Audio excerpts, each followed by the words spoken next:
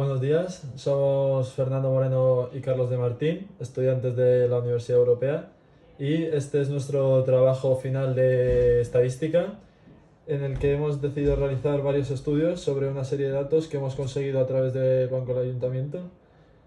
Y bueno, pues aquí podemos ver el índice, donde trataremos la tabla de datos de renta anual, después una tabla con la media, la mediana, la desviación y más cosas. Después vemos distintos tipos de diagramas, el índice general de precio de consumo, el incremento medio anual, el índice general y también el incremento medio y anual. Después también tenemos más datos sobre la segunda tabla de los coeficientes, la desviación, la mediana y también la media. También tenemos distintas gráficas de los distintos años de la evolución temporal y también mostraremos las tablas que tenemos y de dónde hemos sacado los datos. Después también enseñaremos histogramas, cómo calculamos la regresión lineal, el coeficiente de correlación y la explicación de la primera entrega que hicimos sobre este trabajo.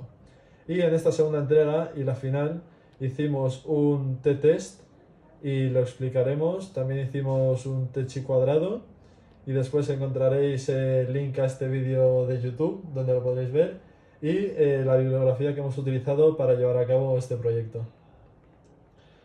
Bueno, pues en primer lugar podemos ver aquí el índice de precios de renta en la Comunidad de Madrid y también en el resto de España. En este proyecto vamos a analizar datos entre los años 2002 y 2016 para comprobar cómo fluctúan estos datos en distintos lugares de la península. En la primera tabla vemos los datos a lo largo de los años del índice general, anual y solo de diciembre.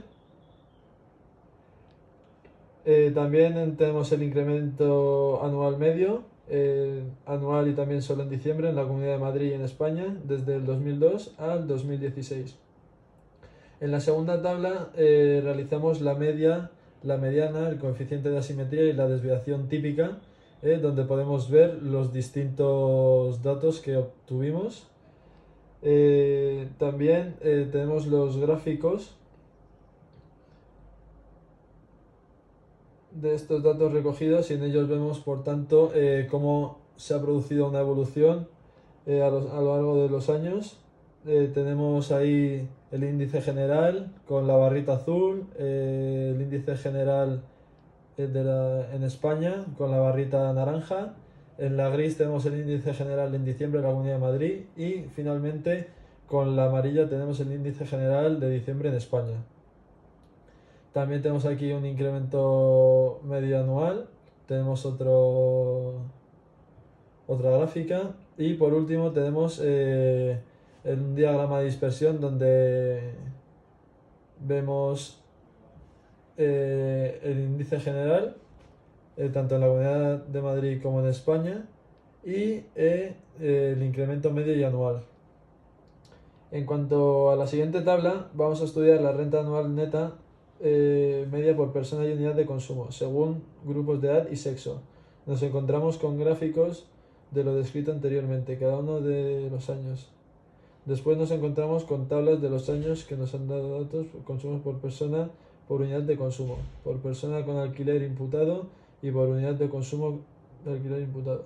Valorando los resultados de coeficiente de asimetría, comprobamos que son en general bastante estables, ya que los valores que obtenemos son cercanos al cero. También observamos que en los hombres el coeficiente de asimetría es menos que el de las mujeres y que en cuanto a las edades el coeficiente de asimetría aumenta en relación a la edad que escojamos, siendo el mínimo en las personas menores de 16 años y el máximo en las mayores de 65. También podemos observar que desde el año 2009 hasta el 2018 solo ha aumentado este dato que estamos valorando. Pasamos a valorar los datos obtenidos en la desviación típica y podemos comprobar que solo durante el primer año la desviación típica de la mujer es bastante mayor a la del hombre, pero que durante el resto del año tiene más el hombre. También comprobamos que en 2013 y 2017 los datos se mantienen más o menos estables, aumentando en los dos últimos años. En cuanto nos podemos a valorar este dato estadístico por edades, comprobamos que se invierte a lo visto en los coeficientes de variación, obteniendo los mayores resultados en los menores de 16 años y valores más pequeños en los mayores de 65.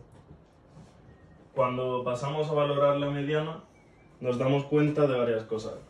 La primera es que nos encontramos otra vez con que la mediana de los hombres es bastante más grande que la de las mujeres y solo se hace casi similar en 2013.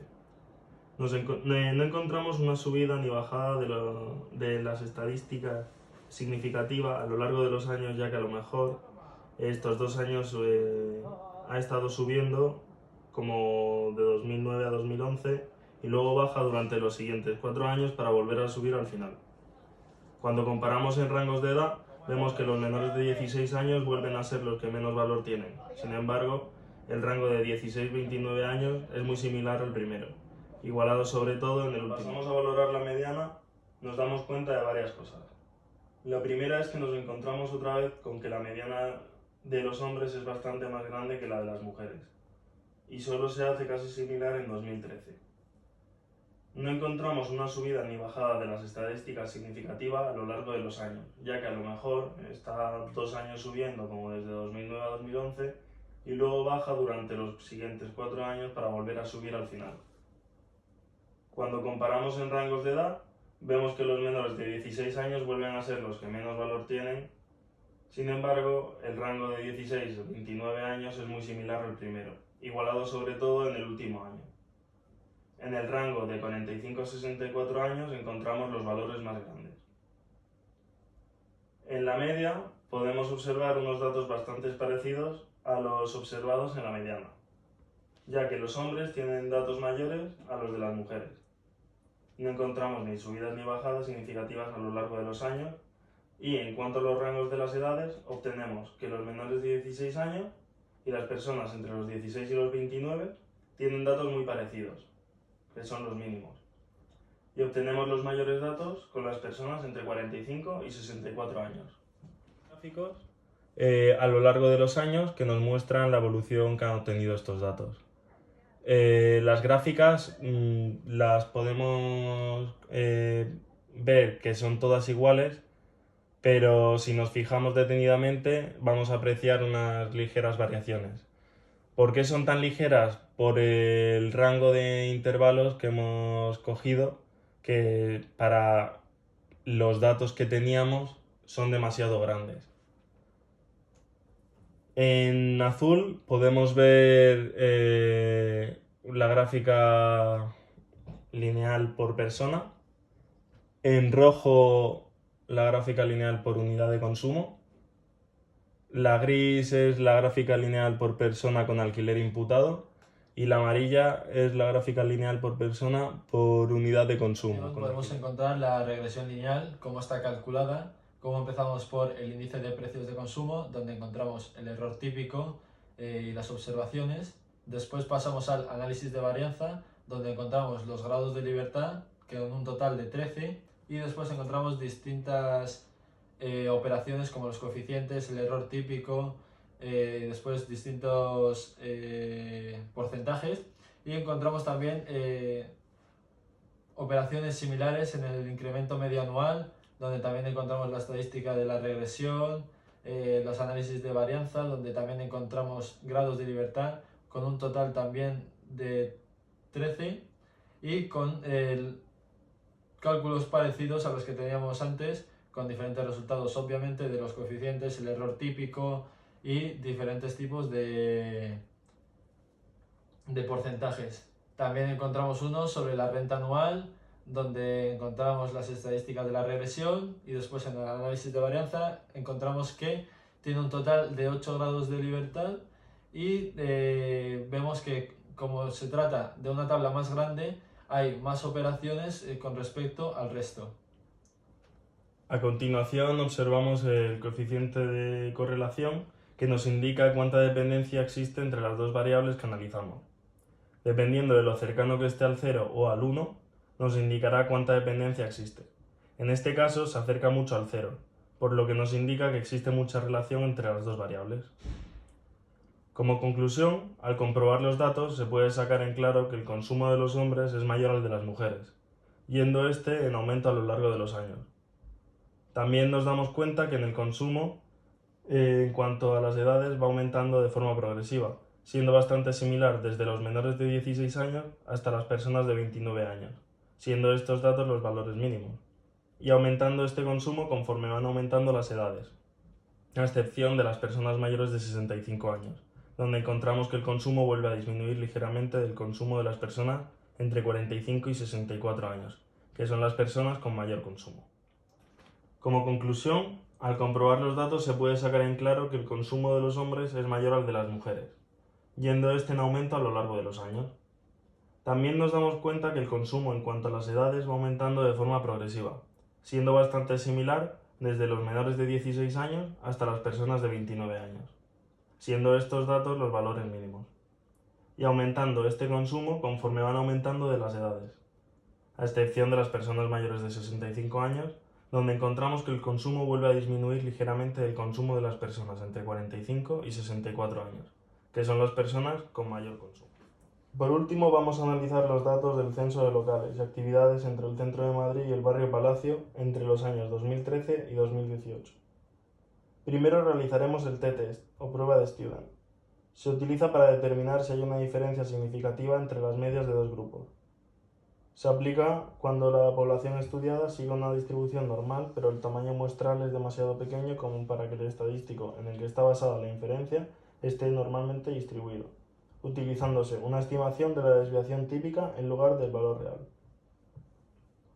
Después de realizar las operaciones necesarias, nos damos cuenta que el t-test bilateral nos da un número muy pequeño. Cuando este valor toma una probabilidad inferior a 0,025, asumimos que el estadístico está debido al azar. Por tanto, no podemos aceptar la hipótesis nula que afirma que las diferencias entre las medias son igual a 0.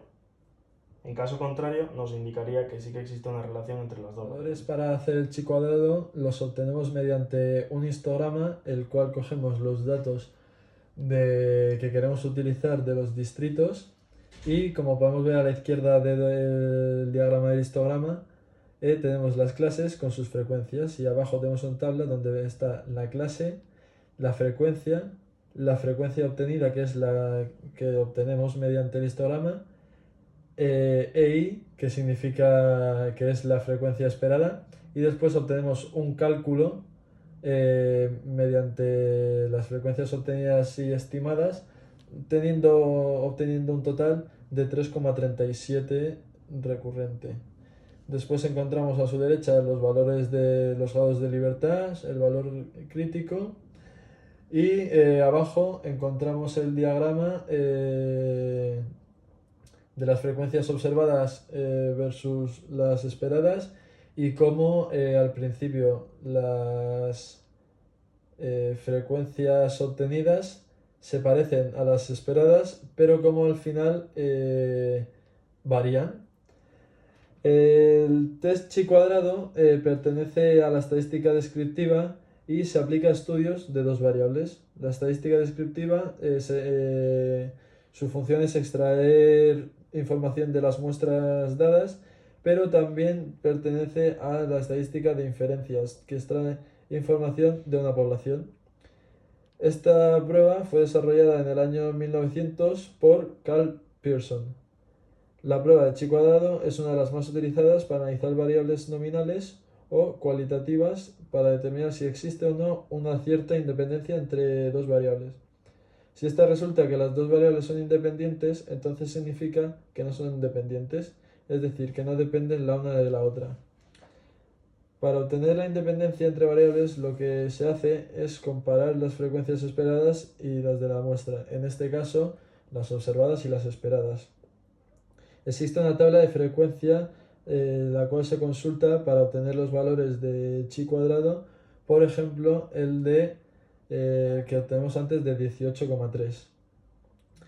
En conclusión, podemos ver que sí existe cierta independencia entre los valores, ya que las frecuencias observadas y esperadas